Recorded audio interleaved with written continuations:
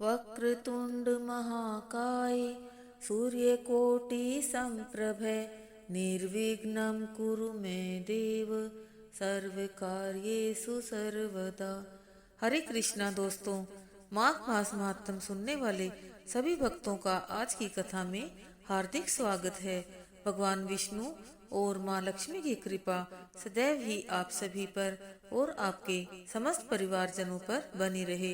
तो आइए आज आप सुनेंगे 11वें अध्याय की कथा। बोलिए विष्णु भगवान की जय। यमदूत कहने लगा कि हे वैश्य, मनुष्य को सदैव शालिग्राम की शिला में तथा व्रज या कीट गामती चक्र में भगवान वासुदेव का पूजन करना चाहिए, क्योंकि सब पापों का नाश करने वाले, सब पुण्यों को देने वाले तथा मुक्ति प्रदान करने वाले भगवान विष्णु का इसमें निवास होता है।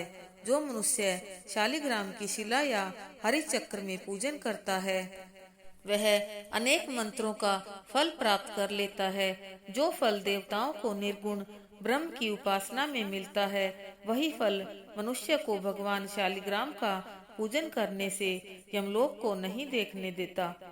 भगवान को लक्ष्मी जी के पास अथवा बैकुंठ में इतना आनंद नहीं आता जितना शालिग्राम की शिला या चक्र में निवास करने में आता है।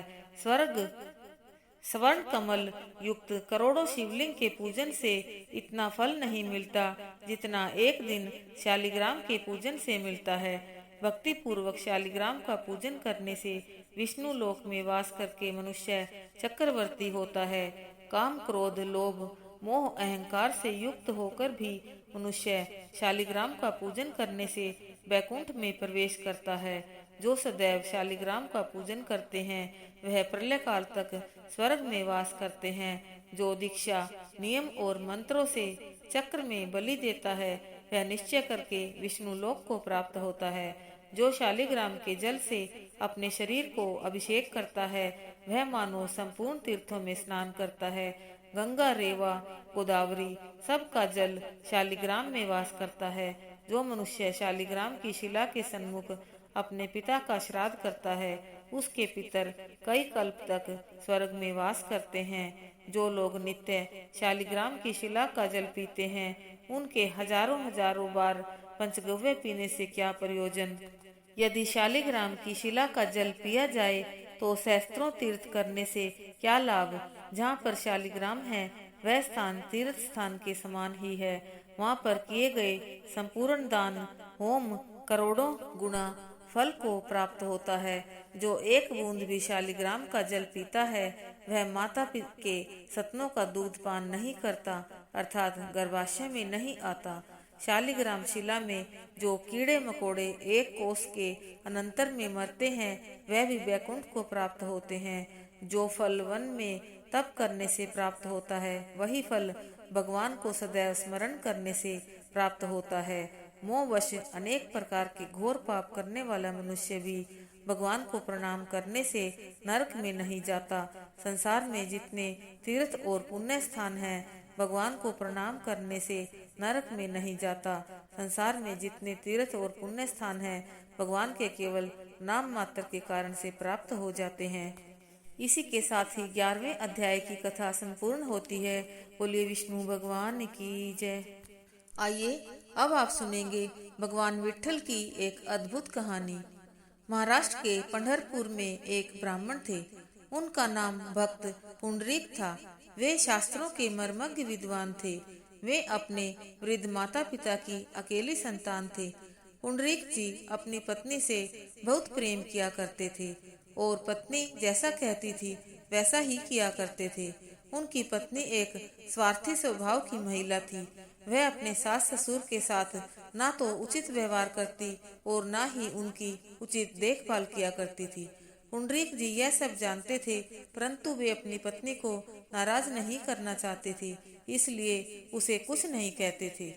एक बार पुंडरीक जी के माता पिता ने गंगा स्नान की इच्छा व्यक्त की।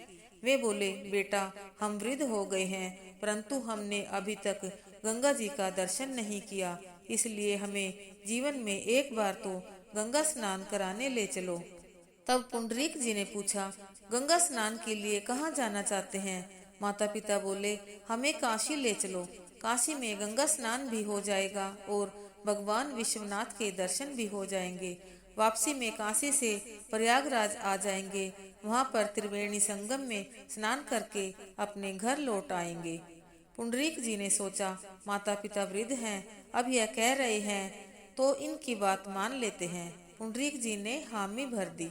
जब पुंडरीक जी की पत्नी को पता चला कि वे माता पिता के साथ गंगा स्नान के लिए जा रहे हैं, तो वह बहुत नाराज हो गई। वह पुंडरीक जी से बोली, आपने माता पिता को गंगा स्नान के लिए ले जाने से पहले मुझसे क्यों नहीं पूछा? मैं भी आपके साथ चलूंगी। पुंडरीक जी बोले, चलो, यह तो बहुत अच्छी बात है, हमें भी तुम्हारा वियोग नहीं सताएगा और मार्ग में बड़े आनंद से चलेंगे। पत्नी बोली, मैं बहुत सुकुमारी हूँ, इतनी लंबी यात्रा कैसे करूँगी? मेरे पैरों में छाले पड़ जाएंगे। पुंडरीक जी बोले, फिर तुम कैसे चलोगी? पत्नी बोली, मैं आपके कंधे पर चढ़कर चलूंगी। पुंडरीक जी बोले, कोई बात नहीं, मार्ग में थोड़ा सा चल लेना, जब थक जाओ तो हम तुम्हें अपने कंधे पर बिठा लेंगे। अब उन सभी ने मिलकर यात्रा शुरू की। पुंडरीक जी के बूढ़े माता पिता पैदल चल रहे थे और उनकी युवा पत्नी उनके कंधे पर बैठकर जा रही थी। पुंडरीक जी ने अपनी पीठ पर सामान भी लाद रखा था। मार्ग में कुछ दूर चलने पर पुंडरीक जी के माता पिता बोले, बेटा, हमें भी सहारा देकर चलो, नहीं तो हम गिर जाएंगे। पुंडरीक जी बोले कि अब इतना तो संभव नहीं कि हम आप सभी को कंधे पर बिठा लें। इसलिए पुंडरीक जी ने अपने माता पिता और दोनों को एक कपड़े से बांधकर उस कपड़े को अपने कंधों के बीच में टिकाकर दोनों हाथों से उस कपड़े को पकड़ लिया और पूरे मार्ग में माता पिता को सहारा देते हुए चले।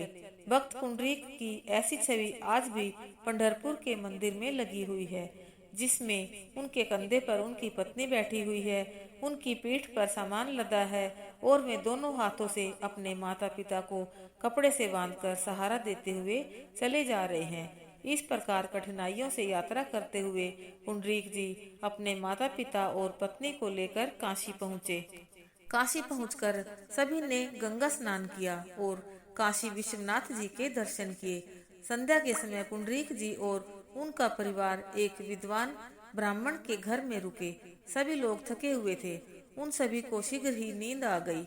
आधी रात के बाद पुंडरीक जी की नींद खुली और उन्होंने देखा कि कुछ दिव्य पुरुष और कुछ दिव्य देवियां विद्वान ब्राह्मण के घर में सेवा कर रहे थे। कोई झाड़ू लगा रहा था, कोई पानी भर रहे थे, सभी छोटा मोटा कुछ काम कर रहे थे। पुंडरीक जी उनमें से एक दिव्य पुरुष के पास गए।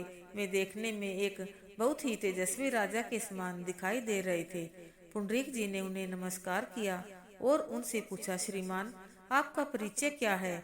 आपके जैसा दिव्य पुरुष मैंने पहले कभी नहीं देखा। वे दिव्य पुरुष बोले, पंडित जी, मैं तीर्थराज प्रयाग हूँ। यह सुनकर पुंडरीक जी चौंक गए। उन्होंने पूछा, और आपके साथ यह अन्य पुरुष और देवियां कौन हैं? वे दिव्य पुरुष बोले, यह सभी अलग अलग तीर्थ हैं और यह देवियां गंगा, यमुना, नर्मदा, सरस्वती, कावेरी आदि पवित्र नदियां हैं। पुंडरीक जी ने पूछा, आप सभी देवी देवता गण इन ब्राह्मण के घर में सेवा क्यों कर रहे हैं? तीर्थराज प्रयाग ने बताया, यह जो विद्वान ब्राह्मण है, यह अपने माता पिता की भगवत भाव से सेवा करते हैं।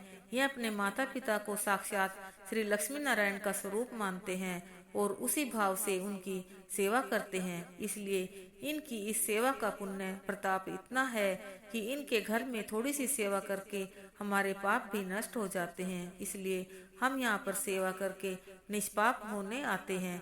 सभी लोग निष्पाप होने के लिए हम तीर्थों और नदियों में स्नान करने आते हैं और अपने पाप हमारे पास छोड़ जाते हैं।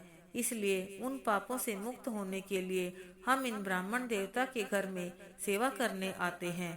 तीर्थराज प्रयाग की बात सुनकर पुंडरीक जी को सीख मिल गई और उन्होंने भी अपने माता पिता की इसी प्रकार सेवा करने का प्रण किया। सवेरे जब सभी लोग उठ गए, पुंडरीक जी ने अपने माता पिता के चरण स्पर्श करके उन्हें प्रणाम किया और उनसे कहा, माता जी, पिताजी, मुझे क्षमा कर दीजिए। एक पुत्र का धर्म होता है कि अपने माता पिता की सेवा करे और उन्हें सुख पूर्वक तीर्थ यात्रा कराए, लेकिन मैं आपको पूरे रास्ते कपड़े से बांधकर घसीट कर लेकर आया, मुझे क्षमा कर दीजिए। अब मैं आपको बिल्कुल भी कष्ट नहीं होने दूंगा। अब वापसी की यात्रा की जानी थी। उनकी पत्नी पुंडरीक जी के कंधे पर बैठकर चलने के लिए तैयार थी। पुंडरीक जी शरीर से हष्ट पुष्ट और बलवान थे, इसलिए उन्होंने अपने एक कंधे पर अपने पिताजी को बिठाया और दूसरे कंधे पर अपनी माता जी को बिठाया। यह देखकर उनकी पत्नी नाराज हो गई और बोली, यह क्या कर रहे हो? आपके कंधे पर बैठकर तो मैं चलूंगी, आप अपने माता पिता को क्यों बैठा रहे हैं? पुंडरीक जी बोले, अब मैं अपने माता पिता को कोई कष्ट नहीं होने दूंगा, इसलिए मैं उन्हें कंधे पर बिठा कर ले जा रहा हूँ और अब तुम्हें पूरे मार्ग में पैदल ही चलना है। पत्नी बोली, मैं इतनी दूर पैदल नहीं चल सकती। अगर आप मुझे कंधे पर बिठाकर नहीं ले जाएंगे तो मैं यहीं रह जाऊंगी। यह सुनकर पुंडरीक जी कठोर स्वर में बोले, तुम चाहो तो यहीं रह सकती हो, लेकिन मैं तो अपने माता पिता को ही कंधे पर बैठाकर ले जाऊंगा। यह सुनकर पत्नी समझ गई कि अब पुंडरीक जी ने अपने माता पिता की सेवा करने का निश्चय कर लिया है, इसलिए अब वह उसकी एक नहीं सुनने वाले। इसलिए पत्नी उनके साथ पैदल चलने को तैयार हो गई। इसके बाद पुंडरीक जी ने अपनी पत्नी को कड़े शब्दों में भी कह दिया कि आज से मैंने अपने माता पिता की सेवा करने का जो निश्चय किया है, यदि तुम उसमें मेरी सहयोगी बन सको तो ही हमारे साथ चलो, अन्यथा हमें तुम्हारी कोई जरूरत नहीं। तुम यहीं रह सकती हो और हम अकेले ही हमारे माता पिता की सेवा कर लेंगे, क्योंकि आज से हमने अपना बचा हुआ जीवन अपने माता पिता की सेवा में समर्पित करने का निश्चय कर लिया है। यह सुनकर उनकी पत्नी की अकल ठिकाने आ गई और उसने पुंडरीक जी का हर काम में साथ देने का वचन दिया। इस प्रकार वे सभी लोग पंढरपुर वापस आ गए। घर आकर पुंडरीक जी परम प्रेम से अपने माता पिता को श्री लक्ष्मी नारायण का साक्षात स्वरूप मानकर उनकी सेवा करने लगे। उनकी पत्नी भी इस काम में उनका साथ देने लगी। बहुत समय तक माता पिता की सेवा करते करते पुंडरीक जी की पितृ भक्ति सिद्ध होने लगी। उनकी भक्ति पर भगवान श्री नारायण रीझ गए। एक दिन भगवान श्री नारायण की भक्त पुंडरीक जी से मिलने की इच्छा हुई। वे बैकुंठ से पुंडरीक जी से मिलने जाने लगे।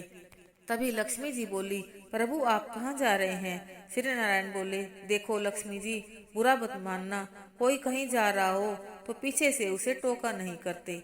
लक्ष्मी जी बोली, हे प्रभु, अब तो मैंने पूछ लिया है, तो बता भी दीजिए आप कहाँ जा रहे हैं। तब श्री नारायण बोले कि मैं एक भक्त का दर्शन करने जा रहा हूँ। यह सुनकर लक्ष्मी जी चौंक गई और बोली, सभी ऋषिगण, इंद्र आदि देवता, ब्रह्मा और भगवान शिव भी आपका दर्शन करना चाहते हैं, लेकिन यह ऐसा कौन सा भक्त है जिसके दर्शन आप करना चाहते हैं? श्री नारायण बोले, हमारा एक विचित्र भक्त है। वह अपने माता पिता को हमारा ही स्वरूप मानकर बड़े भाव से उनकी सेवा करता है, इसलिए हमारी आंखें उसके दर्शन के लिए तरस रही हैं। लक्ष्मी जी बोली, अगर ऐसी बात है तो मैं भी आपके पास साथ उस भक्त का दर्शन करने चलूंगी।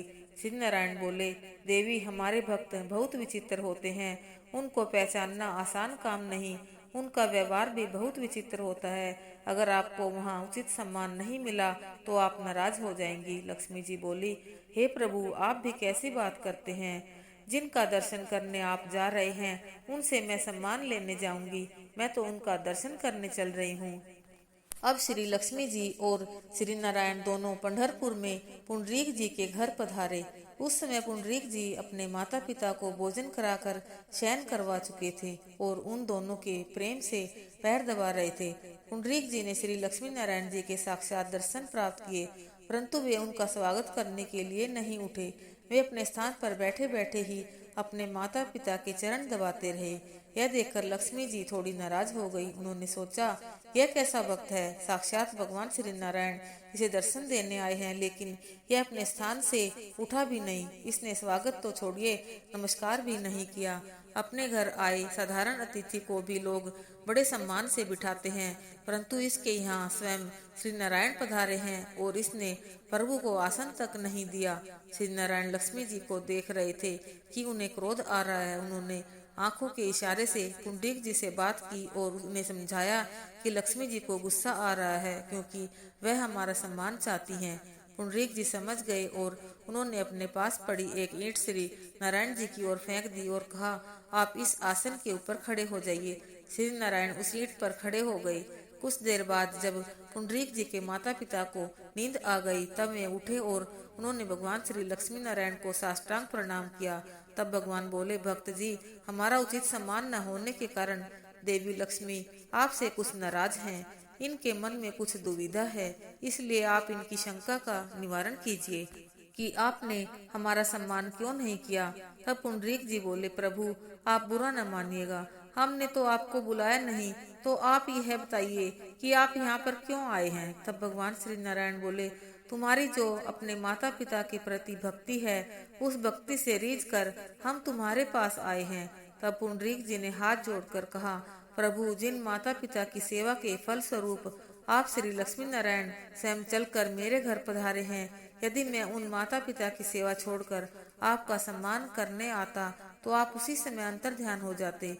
यह सुनकर देवी लक्ष्मी और भगवान श्री नारायण दोनों मुस्कुरा दिए और फिर बोले, भक्तराज, हम तुम्हारी भक्ति से बहुत प्रसन्न हैं, इसलिए हमसे कुछ मांग लो। पुंडरीक जी बोले, आप माता पिता की सेवा करने वालों पर कितने प्रसन्न रहते हैं, यह बताने के लिए जिस प्रकार आपने मुझे दर्शन दिए हैं, उसी प्रकार इसी स्वरूप में आप सभी प्राणियों को दर्शन दीजिए। और जब मेरे माता पिता सोकर जग जाएं, तो उन्हें भी आप अपने इस मंगलमय स्वरूप का दर्शन देने की कृपा करें। श्री नारायण बोले, तथास्तु। ऐसा कहकर भगवान श्री नारायण उसी समय मूर्ति रूप में बदल गए, जिसमें भगवान उसी ईंट पर खड़े हुए हैं और अपने दोनों हाथों को कमर पर टिकाए अपने भक्त की प्रतीक्षा कर रहे हैं। आज भगवान श्री नारायण के उस स्वरूप को भगवान विठ्ठल या पंढरीनाथ के रूप में पूजा जाता है और उसी स्वरूप में भगवान श्री नारायण सभी को दर्शन देते हैं। आइए अब करते हैं भगवान विष्णु जी की आरती। ओम जय जगदीश हरे, स्वामी जय जगदीश हरे। भक्त जनों के संकट क्षण में दूर करे, ओम जय जगदीश हरे। जो ध्यावे फल पावे, दुख विन से मन का, स्वामी दुख विन से मन का। सुख संपत्ति घर आवे, कष्ट मिटे तन का, ओम जय जगदीश हरे। मात पिता तुम मेरे, शरण गहूँ में किसकी, स्वामी शरण गहूँ में किसकी। तुम बिन और न दूजा, आस करूँ मैं जिसकी, ओम जय जगदीश हरे। तुम पूर्ण परमात्मा, तुम अंतर्यामी, स्वामी तुम अंतर्यामी। पार ब्रह्म परमेश्वर, पार ब्रह्म जगदीश्वर, तुम सबके स्वामी, हरि ओम जय जगदीश हरे। तुम करुणा के सागर, तुम पालन करता, स्वामी तुम रक्षा करता। मैं मूर्ख खल कामी, मैं सेवक तुम स्वामी, कृपा करो भरता, हरि ओम जय जगदीश हरे। तुम हो एक अगोचर, सबके प्राणपति, स्वामी सबके प्राणपति। किस विध मिलूं दया में, कैसे आऊं शरण में, तुमको मैं कुमति, हरि ओम जय जगदीश हरे। दीन बंधु दुख हरता, ठाकुर तुम मेरे, स्वामी रक्षक तुम मेरे। अपने हाथ उठाओ, अपनी शरण लगाओ, द्वार पड़म तेरे, हरि ओम जय जगदीश हरे। विषय विकार मिटाओ, पाप हरो देवा, स्वामी कष्ट हरो देवा। श्रद्धा भक्ति बढ़ाओ, श्रद्धा प्रेम बढ़ाओ, संतन की सेवा, हरि ओम जय जगदीश हरे। तन मन धन सब कुछ है तेरा, स्वामी सब कुछ है तेरा।